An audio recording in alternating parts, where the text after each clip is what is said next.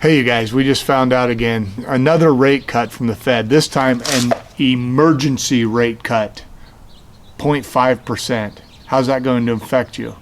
We'll find out next on the Firefighters Financial Toolbox.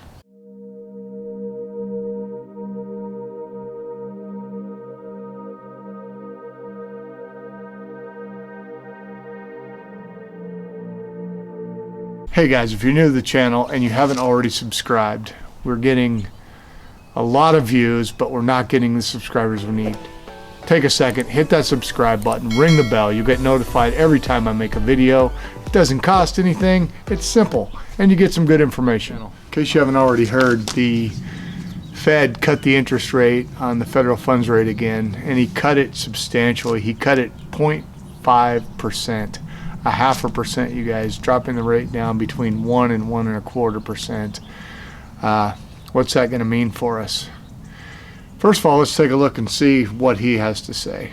Earlier today, the Federal Open Market Committee announced a 0.5 percentage point reduction in the target range for the federal funds rate, bringing that range to 1 to 1.25%. My colleagues and I took this action to help the U.S. economy keep strong in the face of new risks to the economic outlook.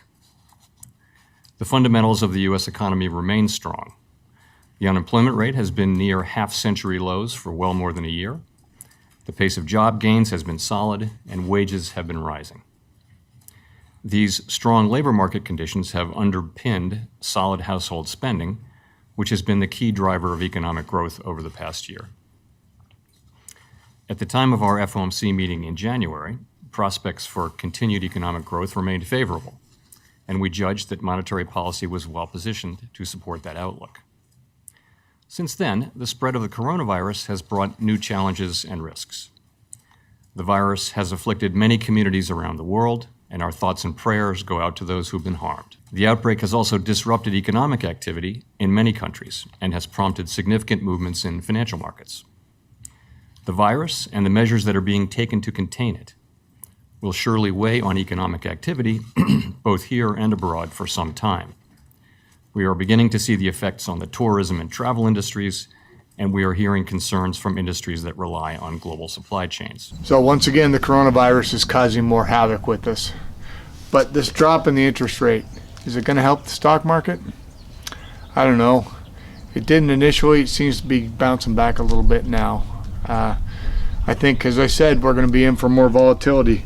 Here's a letter I got from my Ally Investing account. It says, our assessment, in our view, it's better for the Fed to be proactive than reactive. The U.S. economy still looks solid, but there isn't economic data current enough to forecast the extent of the outbreak's impact yet.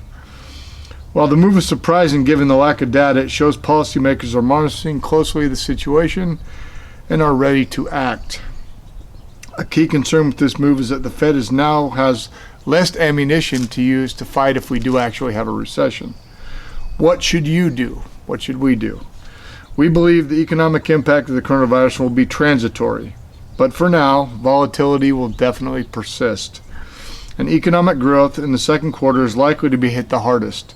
If that near-term setup makes you nervous, you may want to revisit your plan, and becoming more neutral on your equity exposure may be better for you. If, on the other hand, you have a long-term horizon and you're a long-term investor, to reach your goals, consider using the volatility to your advantage by opening and buying more securities on your watch list that have become more attractively priced. Headlines are out there. Federal Reserve announces the first emergency rate cut since the financial crisis.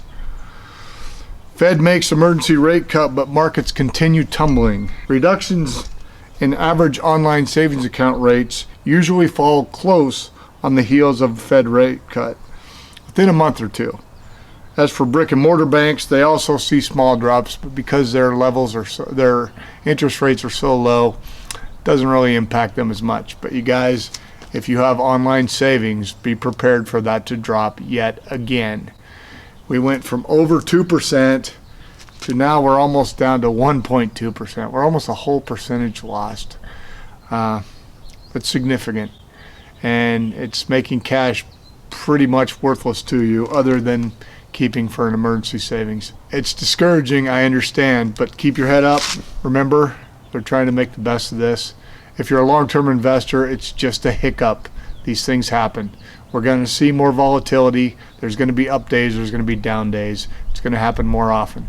Until this thing gets settled out and beyond us, we're going to see a lot of volatility in the stock market because other markets are taking a bigger hit than we are. A lot of countries are having a lot more people sick. They're closing factories, which is interrupting the quote-unquote supply chain and making it hard for us to get products that we rely on and we sort of take for granted always being there. Anyway, I think it's gonna pass. We're gonna get through it. The markets will recover. Don't get nervous. Keep investing. All right, we'll see you. Bye.